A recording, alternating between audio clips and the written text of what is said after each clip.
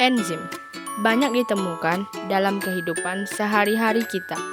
Misalnya, roti bisa mengembang karena pengaruh enzim. Tubuh kita pun memanfaatkan enzim untuk mencerna makanan. Tetapi, tahukah kamu apa itu enzim dan manfaatnya? Enzim adalah senyawa protein yang dihasilkan oleh sel-sel makhluk hidup dan berfungsi sebagai biokatalisator untuk mempercepat reaksi kimia. Reaksi ini adalah proses yang memungkinkan manusia, hewan, dan tumbuhan berfungsi.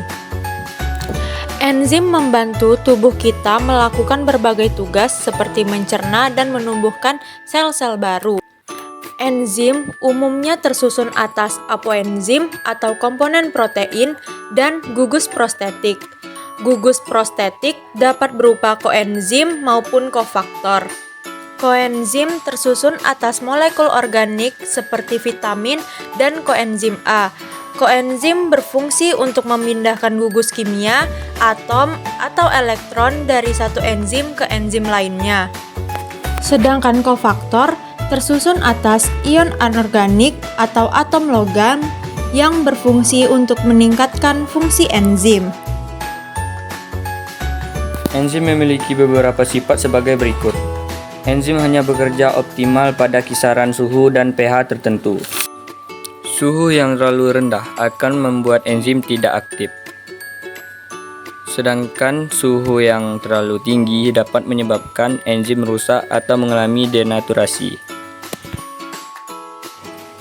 Enzim memiliki sisi aktif yang bekerja secara spesifik atau hanya bekerja pada substrat tertentu. Contohnya, enzim amilase hanya dapat bekerja pada substrat amilum. Enzim dapat digunakan berulang kali karena enzim tidak ikut bereaksi dan hanya diperlukan dalam jumlah yang sedikit. Umumnya, enzim dapat bekerja bola-balik atau dua arah. Contoh enzim maltase dapat mengubah maltosa menjadi glukosa, begitu juga sebaliknya mengubah glukosa menjadi maltosa kembali. Lalu bagaimana cara enzim bekerja untuk mempercepat reaksi kimia? Enzim mempercepat reaksi dengan cara menurunkan energi aktivasi. Energi aktivasi adalah energi minimum yang dibutuhkan agar reaksi kimia dapat terjadi.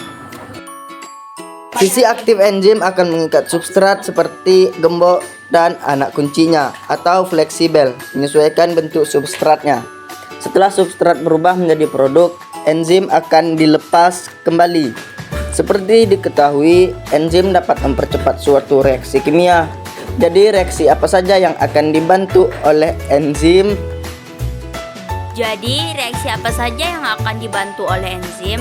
Metabolisme merupakan keseluruhan reaksi kimia dalam sel makhluk hidup yang dibantu oleh enzim. Terdapat dua proses dalam metabolisme, yaitu katabolisme dan anabolisme. Katabolisme adalah pemecahan senyawa kompleks menjadi senyawa sederhana yang akan menghasilkan energi. Sebaliknya, anabolisme adalah rangkaian penyusunan senyawa kompleks dari senyawa sederhana yang memerlukan energi. Contoh katabolisme adalah respirasi sel. Tujuan dari respirasi adalah dalam bentuk ATP yang akan digunakan untuk melakukan aktivitas. Berdasarkan kebutuhannya, ini terbagi menjadi dua macam, yaitu oksigen dan respirasi anaerob yang tidak membutuhkan oksigen. Reaksi aerob akan memecah senyawa oksida dan air. Total energi yang dihasilkan adalah 38 ATP. Dalam prosesnya, respirasi aerob memiliki urutan mulai dari glikolisis, dekarbonilasis, oksidatif, siklus Krebs, yang terakhir rantai transport elektron. Glikolisis terjadi di sitosol, sedangkan tahapan selanjutnya terjadi di mitokondria. Adapun respirasi anaerob terdiri dari fermentasi alkohol dan fermentasi asam laktat. Keduanya menggunakan substrat glukosa pada tahap awal. Glukosa akan mengalami glikolisis, menghasilkan 2 asam pirufat. Kemudian, pada fermentasi alkohol, asam pirufat akan melepas CO2 menjadi asetaldehida. Dan asetaldehida direduksi menjadi etanol atau alkohol. Adapun pada fermentasi asam laktat, asam pirufat akan langsung direduksi menjadi asam laktat.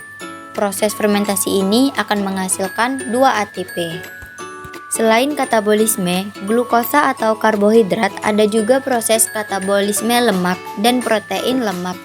Akan dipecah menjadi asam lemak dan gliserol. Selanjutnya, asam lemak dan gliserol akan masuk ke jalur respirasi. Setiap satu molekul lemak akan menghasilkan 4-6 ATP, lebih besar daripada yang dihasilkan karbohidrat. Adapun protein akan dipecah menjadi asam amino. Asam amino kemudian mengalami pelepasan nitrogen atau deaminasi. Bahan yang tersisa kemudian akan masuk ke jalur respirasi. Satu molekul protein akan menghasilkan 38 ATP, sama seperti karbohidrat. Selanjutnya, apa contoh proses anabolisme? Contohnya adalah reaksi fotosintesis yang mengubah karbon dioksida dan air menjadi senyawa glukosa dan oksigen. Proses ini terjadi pada organel kloroplas, tepatnya pada 2 bagian utama, yaitu grana dan stroma. Grana terbungkus oleh membran tilakoid dan mengandung klorofil. Klorofil inilah yang berperan dalam penyerapan cahaya. Pada grana, proses fotosintesis membutuhkan cahaya, sehingga disebut reaksi terang. Adapun pada stroma, prosesnya tidak membutuhkan cahaya, sehingga disebut reaksi gelap. Pada reaksi terang, air dipecah menjadi oksigen dengan bantuan energi cahaya. Selain itu, dibentuk juga NADPH dan energi ATP. Kemudian, pada reaksi gelap atau siklus Kelvin, CO2 akan diubah menjadi glukosa dengan melibatkan ATP dan NADPH. Nah, teman-teman, itulah penjelasan terkait enzim dan metabolisme sel dari kelompok kami.